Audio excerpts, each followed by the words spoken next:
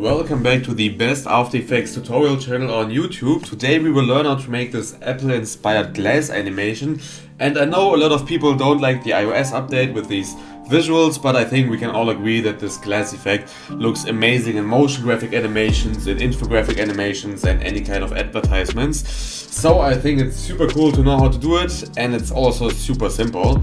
So I will show you an easy way, just a few effects, no plugins, no whatsoever, on how to do this. And yeah, I would say let's not talk too much and just get right into it. So I prepared a little layer with a simple background animation here, and first of all we want to add a shape. So let's right click in here, go to new, and let's add a shape layer.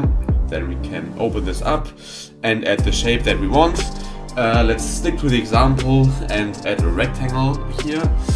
And yeah, obviously we don't want it to be that small, so let's open up the settings, uncheck this constraint thing and scale it up to whatever we like for this example. Of course you can also use other shapes like a star, an ellipse or whatsoever, but yeah, let's take a rectangle. But if you use a rectangle, it always looks better when we have round edges, so let's increase the roundness a bit on here. And yeah, as we can see anything. So let's change that, but first let's duplicate this layer by pressing Ctrl D.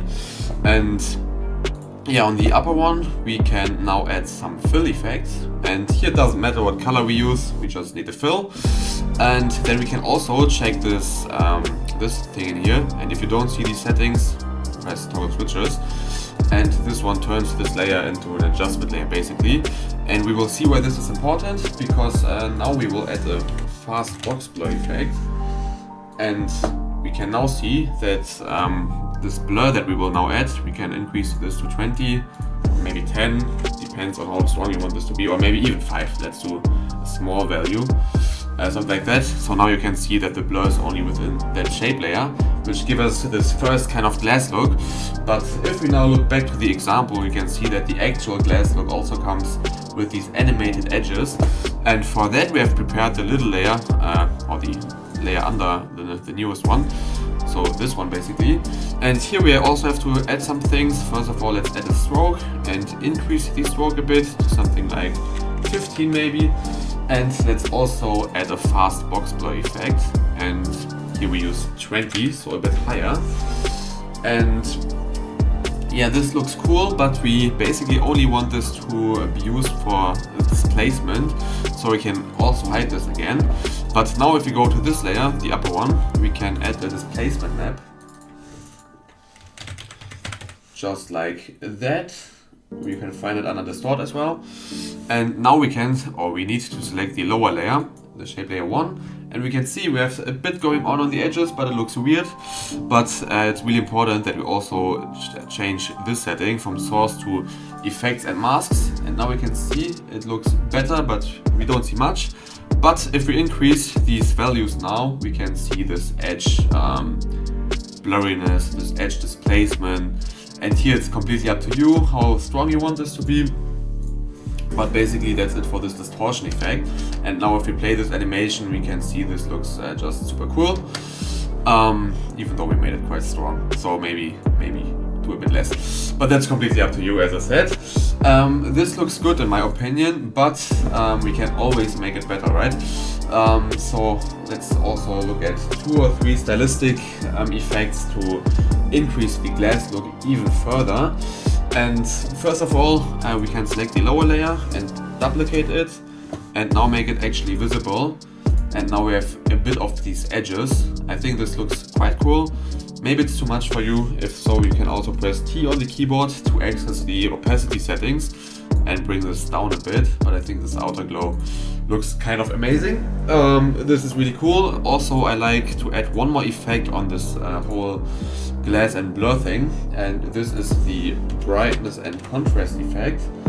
And why? To be honest, I don't even know why, but somehow glass looks better when it kind of changes light a bit.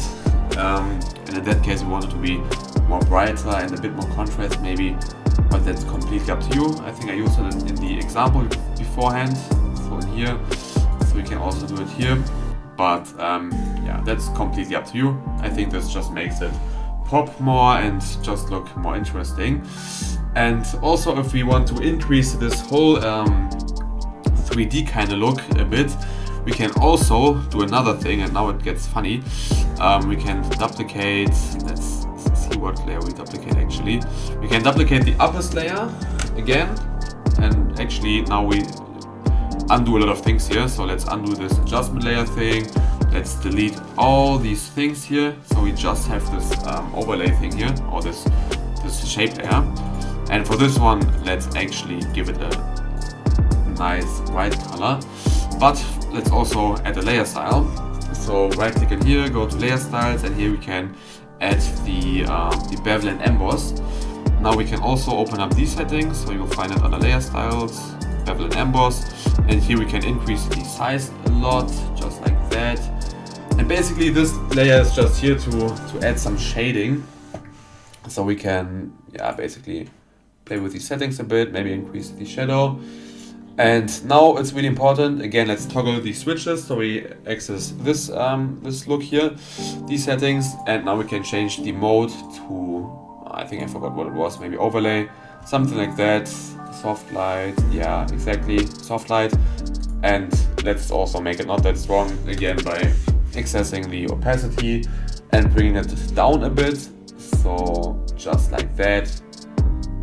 Maybe the shadow is too strong on that one, so on the layer styles, let's maybe decrease this thing.